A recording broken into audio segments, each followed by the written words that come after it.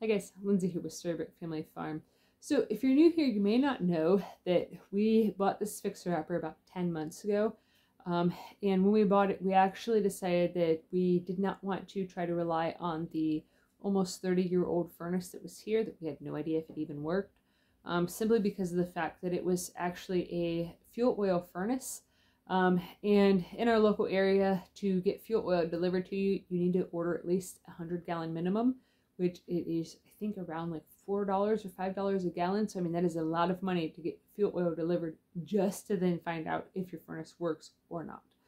And since it is such an old furnace, and with heating with fuel oil, it is one of the most expensive ways to heat a house. And with the fact that this house is very old, the windows are extremely old and are very drafty, we decided that was not the way that we wanted to heat our house.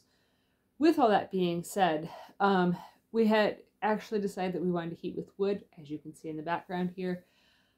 So we've been heating with wood now for the entire cold season. So that started back in, it was about early November when we got the wood stove completely installed. We bought a brand new wood stove. All of our equipment is brand spanking new, due to a lot of weird trials and errors, which if you've been here for a while, you know what happened. And that's not the story for today. But anyways, so everything that is in this system and that is in line with this whole thing is actually brand spanking new. So we had figured that all throughout the winter we wouldn't have any sort of problems. We wouldn't have to worry about anything. We wouldn't have to clean anything. We'd have no worries and stuff, especially since pretty much all of the wood we were actually burning this year was a very fully seasoned, well dried out wood. There was a lot of trees on this property that had actually been cut down and or fallen down years prior to we bought the place. So there's a lot of already existing firewood for us. We just had to basically cut it up, which was a huge blessing. So last night, whenever I stocked up the fire for bed, which I normally do every single night and stuff, I had closed the damper, which is an air control thing that is inside of the flue/chimney pipe.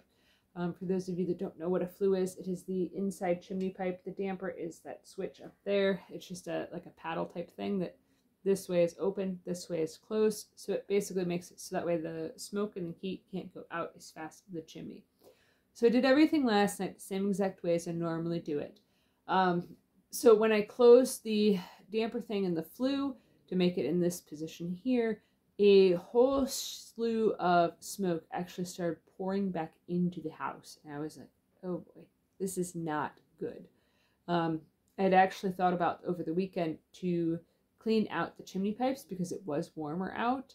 And it would have actually been a really good ideal time to do that. However, our mini split that produces heat whenever it is above 40 degrees outside, for some reason it was not working properly.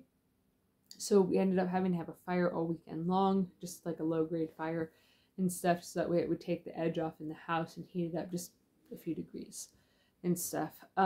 So yeah, cleaning the chimney pipe is actually a little bit overdue. So when the smoke started rolling back inside last night, I ended up then opening up the flue, and I was like, man, this is kind of a top priority thing. Like, I really ought to make sure that as soon as I get the availability and as soon as it warms up just a smidgen, like, I have got to clean this chimney pipe because something is clearly going on in here.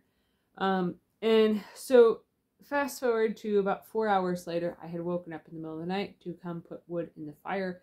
And, oh, excuse me, when I had done that, I kept hearing a whole bunch of like cracking, popping, and snapping sounds going on inside of the pipe, which was, honestly, it was quite alarming because I know that that sound actually usually means that there is some sort of like creosote or debris or something of the sort inside of there. And it honestly sounded like it was starting to try to catch on fire, which is how pretty much all chimney fires and dangerous wood burning fires in situations happen, is it usually is a buildup of creosote within the chimney walls, and things could catastrophically wrong very quickly. So when I started hearing that last night, I kind of panicked a little bit, but I had figured that I kind of wrote it out on faith, as crazy as that may sound, because we have smoke detectors, we have a fire extinguisher close by, and all that sort of a thing. And we do have cats and dogs, so they usually are pretty good about alerting to us if there is some sort of actual like emergency, or if they think there's an emergency. They wake us up a lot. But so if there's some sort of issue, they usually do a pretty good job of waking us up.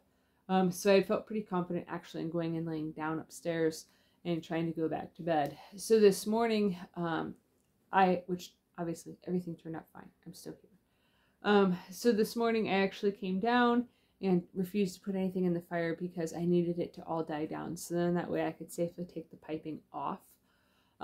When I had taken the piping off this morning after doing chores, I honestly am really surprised that things did not go catastrophically wrong prior to now, because like the higher up piece that's up here that goes horizontally, that goes out through the wall, it was really thickly jammed packed with creosote. Like it's a 6-inch pipe and there's probably only 4 inches open of like the airflow could go through. Like it was caked with creosote, like at least an inch around the entire perimeter of the pipe, which is really, really bad.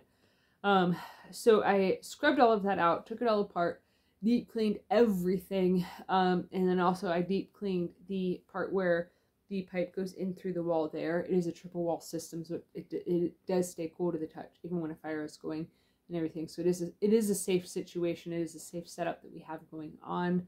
It was very expensive actually to do it all like with safety in mind. But yeah, last night was a very nerve-wracking situation because it could have gone a million times wrong and stuff. But I did end up getting it all taken care of and straightened out today. However, it was not an ideal day to do this level of a project because this morning it was only like 27 degrees outside and I was like, nope, not putting any more wood in the fire. So by the time I got done with everything, it was like about 55 degrees inside of the house. When I started, it was 70. So it took quite a long time to get everything taken care of, to get everything cleaned out and straightened out. But right now I know that I will be able to rest easy knowing that like there's not a massive slew of creosote caked in there.